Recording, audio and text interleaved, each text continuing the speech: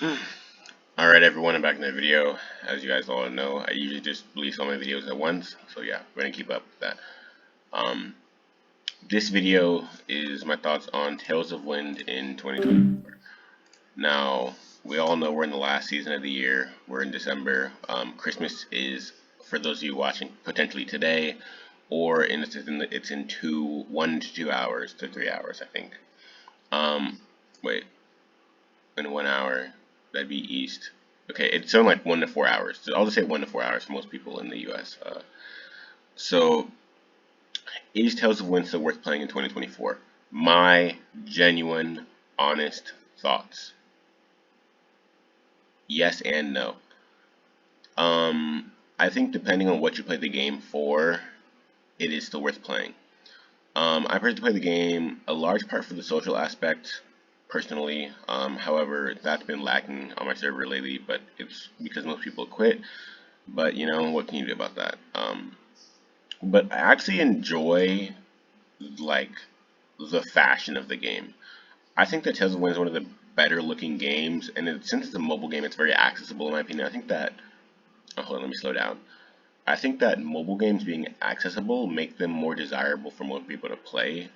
And while there are a bunch of games that are very similar to Tales of Wind in terms of gameplay, etc., etc., etc., you can go to the App Store right now and scroll and find a bunch of games that very very similar.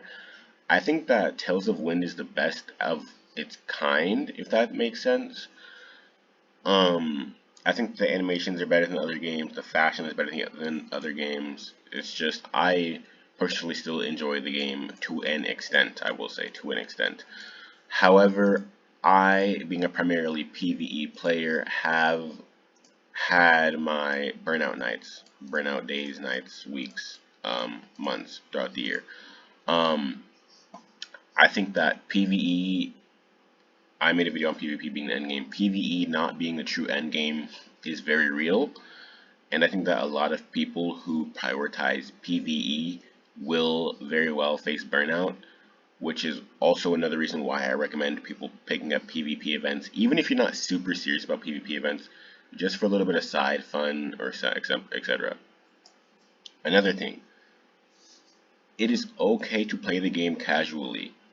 I personally think that you should not be forcing yourself to play this game every day, doing every single event and all of that stuff. I personally myself consider myself a casual player. I don't do every event. I don't play every day. I skip dailies all the time. I'm a rather casual individual towards this game. However, I do I think that that is the best way to go about this game. Because if you every day are running, because I believe to play the game properly, you have to be running alts. You have to be doing majority of the events. You honestly should probably be in a Silver Star guild if you really want to be capitalizing off the game properly. You should be doing all PvP events, etc. But if you really just want to enjoy the game, I feel like that, like tryharding the game is um, a one-way road to burnout for majority of the players.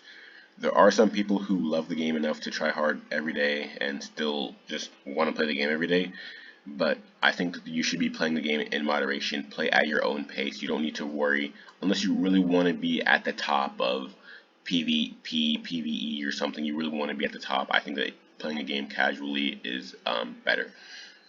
My thoughts on the free-to-play and whale situation in the game currently. Um, I think the game for free to plays isn't really that bad because as a free to play, you're still making progress on your characters. They're still adding new free to play cards. Card wise, your build is the same as whales. Mount wise, you get free mechs every month. You get a free dragon every 2 months. There's a lot of stuff for free to plays, and you don't clear all the content in like one transform.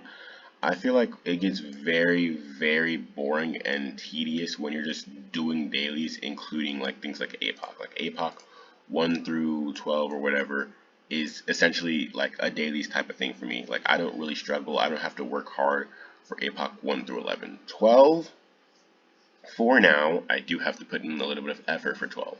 However, will that be the case in the future? No, it won't be.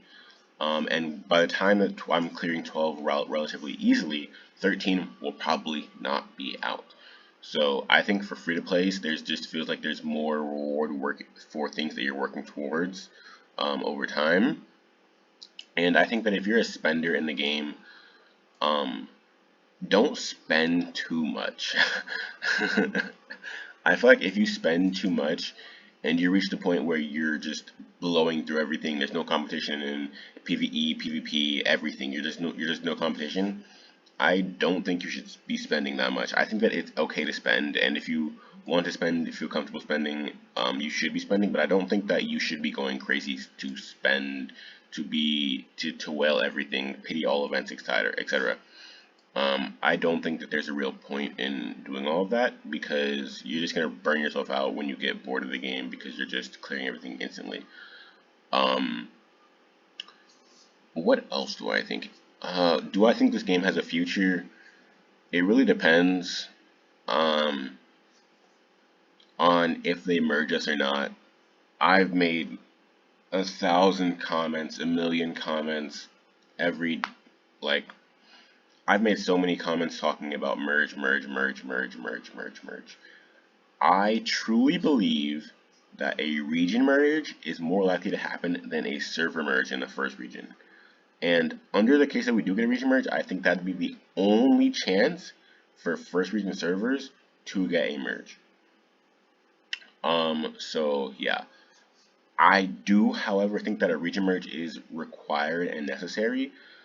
Now, the reason I actually say that a region merge is necessary is really just there's two reasons there. There's the social aspect, and then there's the PvP aspect. PvE really will not change with the region merge. There'll just be, you'll see, the only thing about PvE is it actually might get a little bit easier because maybe the higher DPS will have easier times to find more people to join their team. But for the free to plays and like the people who are all not even like the free to plays, because I don't want to put those people in the group with like the beggars. There will still be beggars begging for carries. That will never change. I don't think a region merge will save those type of people at all because people are going to eventually get fed up with it. Will people probably help them? Yeah, sure, but I would not say that that would really change. But for region merge, I think that the PvP scene for so many new teams would really perk up. I think it'd be great, honestly, because PvP is still the true end game, and I think that more people should be invested in PvP. And with more teams, with more servers, more teams, etc., more competition, more somewhat fair competition, I guess, exciting, more fun matches. Because when you're just getting stomped or stomping people, it's not really that fun. But when you're having matches that are closer to the timer, where if you play bad you lose, or they play bad they lose, like those type of matches are more enjoyable than otherwise. So I think that that would definitely help. And then another reason would be server merges. I think the server merges are great because the social aspect of this game is one of the biggest parts of this game. Like social, fashion, that type of stuff is one of the biggest portion of this game. And I really feel like not merging servers and letting servers die out, etc., hurts the social portion because when people friends quit, they feel like quitting, and then when they have no friends, they might quit, etc. This is a very, very, very common sequence that you see happening on every server a lot of the time. So that would not surprise me. And I think that we need to do something to combat that, or Neocraft needs to do something to combat that. But yeah, thanks for watching, and I guess that's my thoughts on Tales of Win in 2024. I do personally think that it's worth playing in 2024 if you play at your own pace. Do not worry about trying to be, unless you really are competitive and want to be the best, do not worry about all of that and just play at your own pace and do what you want. If, however, you are not having fun, I do recommend that you just do not play. I think that if all you do is complain, complain, complain, complain, complain, complain about everything in the game, you're just never going to enjoy the game. And I don't think that's a good mentality to have in general. I think that you should be looking forward to things in the game. You should be setting goals for yourself in the game. I personally set a lot of goals for myself in the game, and that's how I find enjoyment on building my character. While I do get burned out every so and so, I do try to keep myself invested and with new goals and new ideas and things like that. So yeah, that's my thoughts on Tailzone in 2024. Thank you all for watching. I'll see you guys next one. If you guys have your own thoughts, go ahead and comment if you want. But yeah, thanks for watching.